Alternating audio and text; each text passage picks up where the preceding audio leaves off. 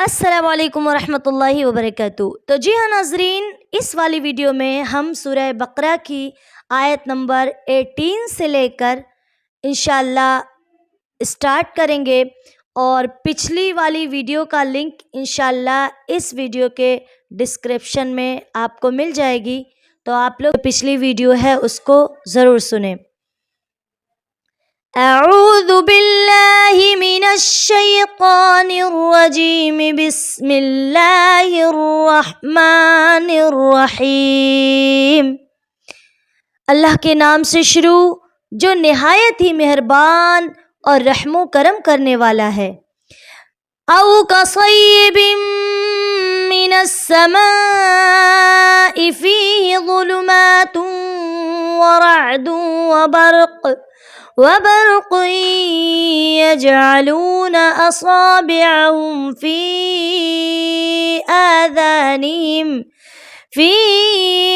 آذانهم من الصواعق حذر الموت والله محيط بالكافرين۔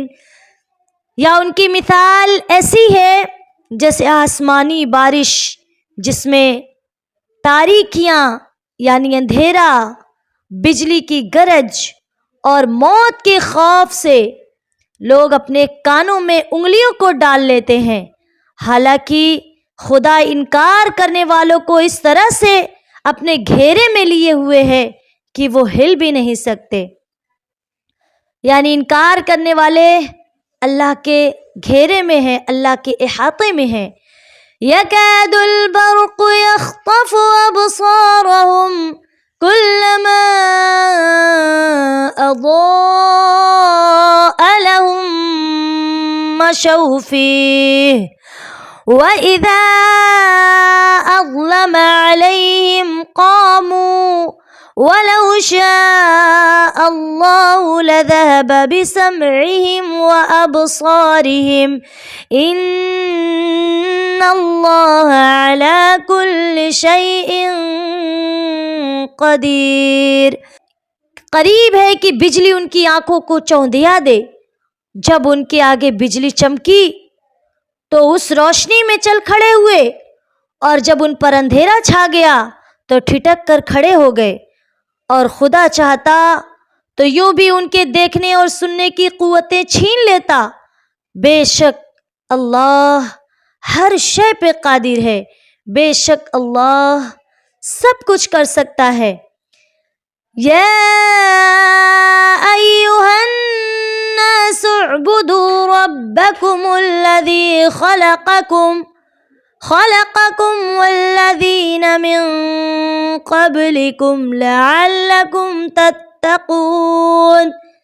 یعنی اے لوگوں، اپنے پروردگار کی عبادت کرو جس نے تم کو اور ان لوگوں کو پیدا کیا جو تم سے پہلے والے لوگ تھے۔ لعلکم تتقون، شاید کہ تم اپنے رب کے لیے پرہیزگار بن جاؤ۔ عجب نہیں کہ تم اپنے رب کے لیے پرہیزگار بن جاؤ۔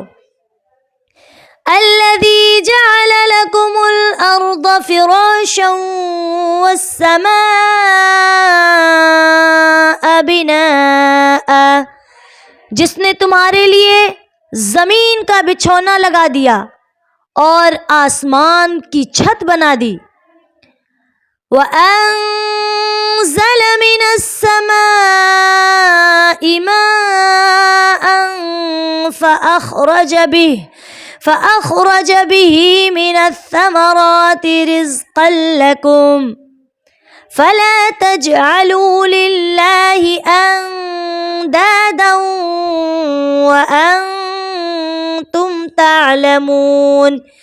اور آسمان سے پانی برسایا، پھر اسی نے تمہارے کھانے کے لیے بعض پھل پیدا کیے، بہت ساری چیزیں پیدا کی، پس کسی کو خدا کا ہمسر نہ بناؤ، تو خدا کے ساتھ شریک نہ ٹھہراؤ، حالانکہ تم خوب جانتے ہو۔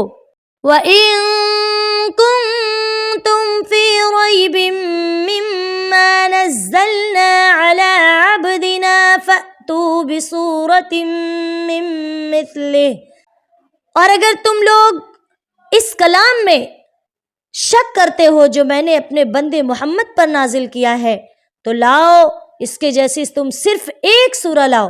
ناظرین، بات یہ ہے دراصل کہ جب ہمارے آقا نبی رحمت شفیع امت صلی اللہ تعالی علیہ وآلہ وسلم کے تشریف لانے سے پہلے عرب کے لوگ اپنی زبان پہ بڑا فخر محسوس کرتے تھے، انہیں بڑا ناز تھا، یہاں تک کہ وہ دوسرے لوگوں کو عجمی کہا کرتے تھے۔ اسی لیے آج بھی آپ نے سنا ہوگا کہ عرب کے لوگ ہم جیسے لوگوں کو، یعنی جنہیں عربک لینگویج نہیں آتی، انہیں عجمی کہا کرتے تھے۔ عجمی کا مطلب اصل میں ہوتا ہے گنگا۔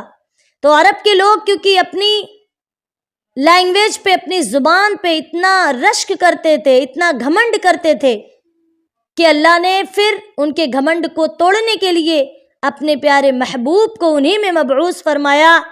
اور جب رب ذوالجلال نے قرآن مقدس کی عظیم آیتوں کا نزول فرمایا تو آپ یقین جانیں جو عرب کے اتنے بڑے بڑے فصحاء اور بلغا تھے جن کے اشعار خانہ کعبہ پہ لٹکائے جاتے تھے، افسوس کہ وہ اتنا بھی نہ کر سکے کہ قرآن جیسی صرف ایک کوئی سورہ لا دیں، ایک کوئی آیت لا دیں۔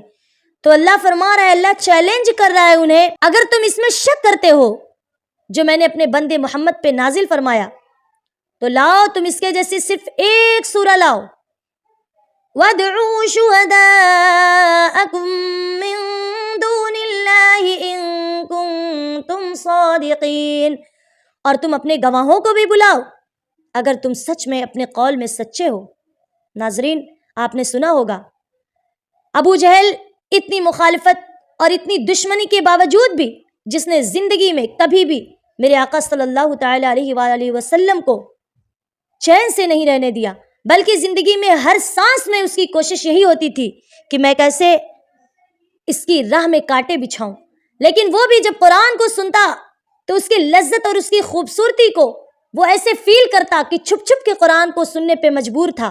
لیکن افسوس، کیونکہ اس کے دل پہ مہر لگا دی گئی تھی، اس کی سماعت اور بصارت پہ پردے ڈال دیے گئے تھے، اس لیے وہ ایمان نہ لا سکا۔ تو یہ قرآن کی لذت ہے، یہ قرآن کی خوبصورتی ہے۔ آپ سبھی لوگ نیت کریں، انشاءاللہ ہم سب قرآن مقدس کو سیکھیں گے۔ فَإِن لَّمْ تَفْعَلُوا وَلَن تَفْعَلُوا فَاتَّقُوا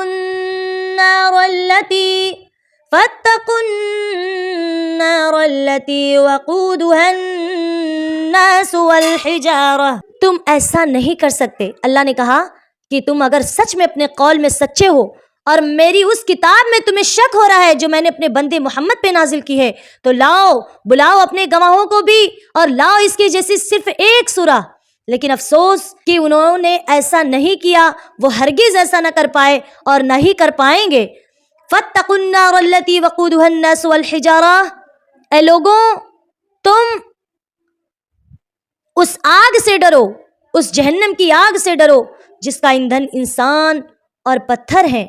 ناظرین، بعض روایتوں کے مطابق آتا ہے کہ جب اللہ نے قرآن مقدس کی اس طرح کی آیتیں نازل فرمائی کہ وہ جہنم جس کا ایندھن انسان اور پتھر ہیں، تو پتھر رو پڑے، اور کہا جاتا ہے بعض روایتوں کے مطابق کہ پتھروں سے جو چشمے جاری ہوتے ہیں وہ پہاڑوں کے پتھروں کے آنسو ہوتے ہیں، وہ اس خوف سے لرزتے ہیں کہ کل ہمیں جہنم کا ایندھن بنایا جائے گا۔ اللہ اکبر!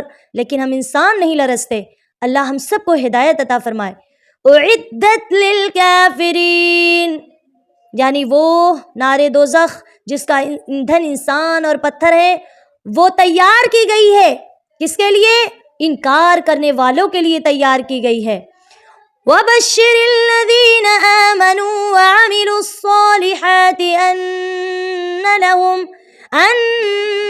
لَهُمْ جَنَّاتٍ تَجْرِي مِن تَحْتِهَا الْأَنْهَارُ، اور جو لوگ ایمان لائے اور انہوں نے نیک کام کیے تو ان کو اے پیغمبر آپ خوشخبری دے دیں کہ ان کے لیے بہشت میں باغات ہیں جن کے نیچے نہریں جاری ہیں،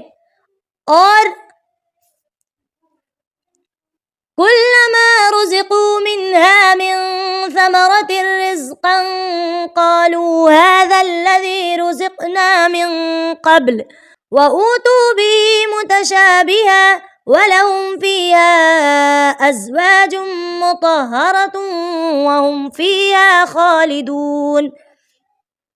اور بہشت میں وہ باغات ہیں جن کے نیچے نہریں جاری ہیں، جب انہیں اس باغات کا میوہ کھانے کو ملے گا تو وہ کہیں گے ارے یہ تو وہی میوہ ہے جو ہم نے پہلے اسے کھا لیا ہے، یہ ہمیں پہلے سے مل چکا ہے، کیونکہ انہیں ملتی جلتی صورت اور رنگ کے میوے ملا کریں گے۔